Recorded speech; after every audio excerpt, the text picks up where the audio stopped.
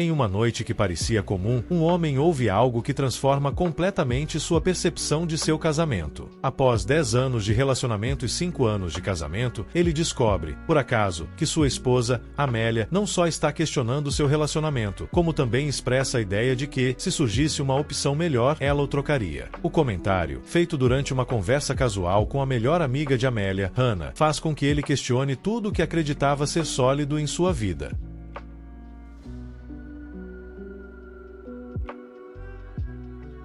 Ouvi minha esposa dizendo que eu poderia ser trocado por algo melhor. Eu ouvi minha esposa dizendo que eu poderia ser trocado por algo melhor. Não sou do tipo que posta sobre minha vida pessoal, mas depois da última noite, não sei como seguir em frente. Minha vida parece ter sido despedaçada e eu preciso tirar isso do meu peito. Minha esposa, Amélia e eu estamos juntos há uma década, casados há 5 anos. Sempre achei que tínhamos um vínculo forte. Ela tem sido minha parceira, minha confidente, meu tudo. Claro, tivemos alguns momentos difíceis, mas sempre acreditei que éramos sólidos. Essa crença foi destruída em um único momento. Ontem à noite ouvi algo que me deixou questionando tudo. Eu estava trabalhando até tarde no meu escritório em casa, terminando alguns relatórios. Por volta da meia-noite decidi pegar um lanche. Ao caminhar em direção à cozinha, notei Amelia e sua melhor amiga, Hannah, sentadas na sala de estar. Elas estavam bebendo vinho, rindo e conversando. Eu não estava tentando escutar a conversa, mas ao me aproximar, ouvi algo que me fez parar no meio do caminho. Hannah disse, mas e se houver alguém lá fora que seja, você sabe, melhor. Amélia respondeu, honestamente já pensei nisso. Quero dizer, meu marido é ótimo, mas se o cara certo aparecesse, eu provavelmente teria que considerar. O ar pareceu ser sugado da sala. Meu peito apertou e minha mente ficou em branco. Fiquei congelado no corredor, incapaz de processar o que tinha acabado de ouvir. Eu não podia acreditar. Minha esposa, a mulher com quem construí minha vida, estava falando de mim como se eu fosse algum tipo de substituto temporário,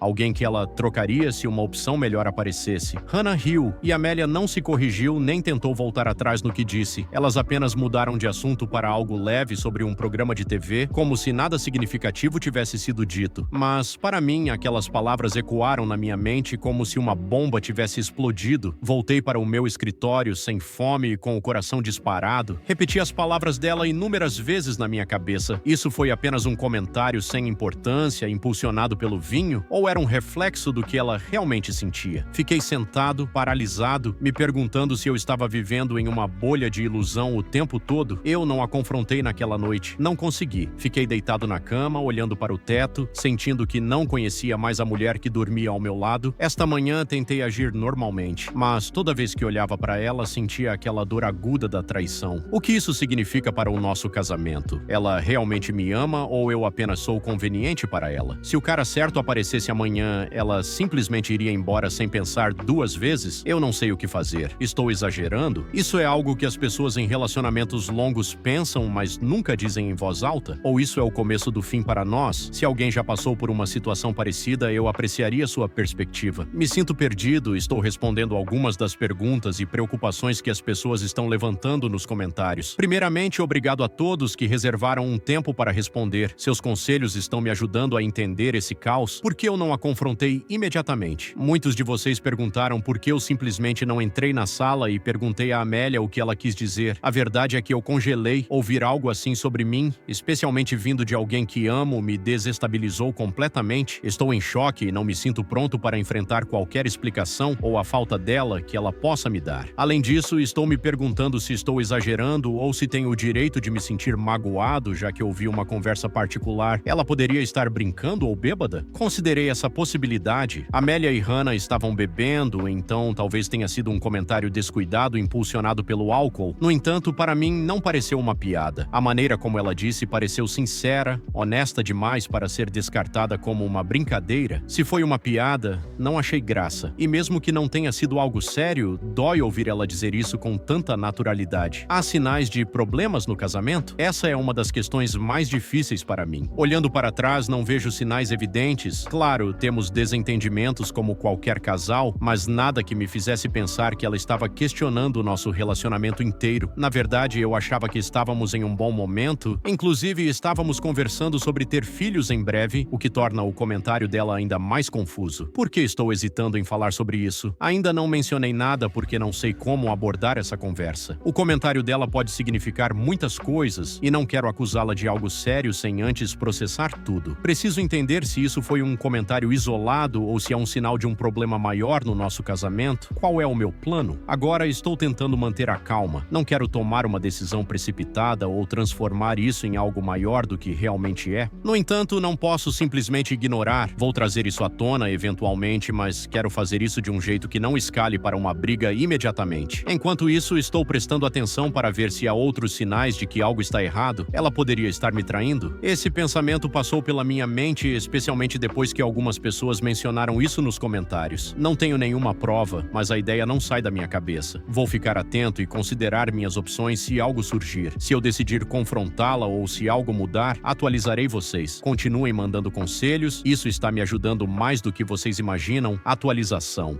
Depois de processar tudo, percebi que não posso simplesmente fingir que nada aconteceu. No entanto, confrontá-la imediatamente ainda não parece certo. Algo no tom da conversa dela com Hannah me diz que suas palavras não foram apenas um comentário bêbado e sem importância. Elas parecem calculadas. Tem mais coisa nisso e eu preciso de respostas. Começo entrando em contato com 2 colegas de trabalho de Amélia, com quem já tive contato em eventos sociais. Não entro em muitos detalhes, apenas digo que estou preocupado com o comportamento dela e pergunto se notaram algo estranho no trabalho. No começo, as respostas são vagas, mas Lisa, uma colega que Amélia menciona com frequência, hesita antes de compartilhar algo que muda tudo. Lisa me conta que Amélia tem passado muito tempo com um colega chamado Eric. Ela fala de um jeito casual, como se não fosse grande coisa, mas conforme a pressiono com delicadeza, fica claro que a proximidade deles tem sido alvo de fofocas no escritório. Almoços juntos, pausas para café e até mesmo noites extras no trabalho. Sempre nos mesmos dias. Meu estômago se revira. Lisa não acusa Amélia de nada diretamente, mas seu tom deixa claro que acha o comportamento deles questionável. Ouvir isso faz meu estômago revirar. Quero acreditar que é apenas coincidência ou uma amizade inofensiva, mas é difícil conciliar essa nova informação com a conversa que escutei. Será que Eric é a opção melhor que Amélia mencionou? Minha mente começa a correr, relembrando cada interação, cada desculpa para ficar até tarde no trabalho, cada mudança sutil no comportamento dela nos últimos meses. Começo a perceber coisas que antes ignorei. O apego crescente dela ao celular, o jeito mais reservado com a agenda e até mesmo a distância emocional entre nós. Com essa nova informação, decido dar um passo mais ousado. Depois de alguma pesquisa online, encontro Candice, esposa de Eric, nas redes sociais. Fico horas debatendo se devo ou não entrar em contato, temendo parecer paranoico ou desesperado, mas no final mando uma mensagem. Mantenho um tom respeitoso e explico quem sou, dizendo que notei algumas coisas que me deixaram preocupado sobre a relação de nossos cônjuges. Para minha surpresa, Candice responde quase imediatamente. Ela é educada, mas claramente está abalada e concorda em se encontrar comigo para conversar mais sobre isso. Quando nos encontramos, Candice confirma meus piores medos. Ela diz que já suspeita de Eric há meses, notou que ele protege mais o celular, chega tarde em casa com desculpas frágeis e, recentemente, tem mostrado um interesse incomum na própria aparência. Conforme ela descreve essas mudanças, sinto uma validação amarga. O comportamento que ela menciona se alinha assustadoramente com o que tenho notado em Amélia. Candice e eu decidimos que precisamos de provas concretas antes de tomar qualquer atitude. Concordamos em contratar um investigador particular para descobrir a verdade, não apenas para nossa paz de espírito, mas para estarmos preparados para qualquer ação que precisemos tomar. O investigador age rapidamente. Em poucos dias recebemos os primeiros resultados e eles confirmam nossas suspeitas. Há fotos de Amélia e Eric jantando juntos depois do trabalho, trocando mensagens de texto e até um vídeo deles entrando juntos em um hotel. Ver essas provas é como levar um soco no estômago. Agora, não é mais só uma suspeita ou um pressentimento, é uma traição real. O pior de tudo é a naturalidade com que eles agem. Nas fotos, eles nem tentam esconder nada. Estão sorrindo, rindo, completamente alheios às vidas que estão destruindo. Candice está devastada e eu também. Juntos nos reunimos com o investigador para revisar todas as provas. O peso da situação é esmagador. Enquanto processo tudo isso, começo a perceber pequenos detalhes que antes ignorei ou racionalizei. Os atrasos no trabalho agora fazem sentido. O tempo extra no celular agora parece um esforço consciente para esconder algo. Até mesmo a distância emocional entre nós ganha um novo significado. É como se cada detalhe da nossa vida tivesse sido reescrito sob essa nova luz. Candace e eu decidimos que não podemos deixar isso passar. Planejamos confrontá-los juntos e faremos isso de uma maneira que não deixe espaço para negações. Ao mesmo tempo, começo a me preparar para o que vem depois. Consulto um advogado de divórcio para entender minhas opções e me assegurar de que não serei pego de surpresa legalmente. Candace faz o mesmo. Nos dias seguintes, a tensão em casa se torna insuportável. Amélia segue com a rotina como se nada tivesse mudado, mas eu mal consigo olhar para ela. Cada sorriso, cada palavra dela me lembra da traição. Repasso em minha mente a conversa que escutei, agora sabendo que suas palavras não eram meras especulações, mas sim um reflexo do que ela realmente sente. Apesar da dor, sinto uma determinação